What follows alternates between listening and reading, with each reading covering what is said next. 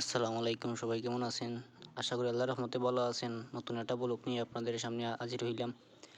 সাদাবাত্তর two mini Sajek বন্ধুবান্ধব মিলিয়া সবাই plan করিয়া গেছিলাম গি ট্যুরও সকল মিলিয়া একসাথে। আমরা যাইলাম এখন গাড়ি দিয়ে যাইম বাক্কা। অনেকদিন আগে গেছিলাম তো ব্লগটা ছাড়া হয়েছিল না, তো এখন ছাড়লাম। সকলে দেখবা দেখিয়া কইবা কিলান হয়েছে না হয়েছে। সকল মিলিয়া মজা করে গাড়ির মাঝে বইয়া গেছিলাম আমরা। তো বাক্কার সময় গাড়ি দিয়ে ঘোরাঘুরি করার পরে পৌঁছে গেলাম সিলেট চা বাগানের কাছাকাছি। চা বাগান দেখতে খুব সুন্দর লাগে। এখন বর্তমান অবস্থায় সাদাকাত্তর যাওয়ার রাস্তা আছি। রাস্তা দেখতে খুব ভিউ দেখতে খুব ফ্যান্টাস্টিক লাগে, দেখলে মন জুড়ে যায়। এখন যাইরাঙ্গি আমরা আস্তে আস্তে সাদাপাত্তর যাওয়ার নৌকার কান্দা কাছে নৌকাত গিয়া উঠতে যাইম।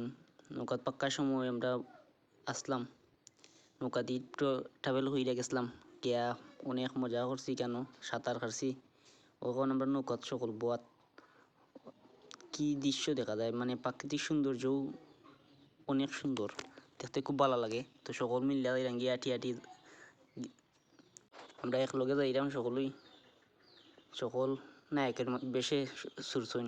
এখন পানিত উইটে আইটে কররা সকল পানির মধ্যে হাতটা নিতলাম গেছি কেউ আমরা হাতাইলাম বাক্কা সময় হাতাইতে ওই দেখো পাথর দিয়ে ইটেইলাম আমরা সকল বইয়া গল্প করাম এখানো। পরে আওয়ার সময় গাড়ির মাঝে এমন ঘুমে ধরছে, সকল ঘুমো খালি ভিডিও ম্যান ছাড়া সকল ঘুমো। তো আস্তে আস্তে আইলাম আমরা মিনি সাজেক আইয়া বাক্কার সময় ওইখানে টাইম স্পেন্ড করলাম।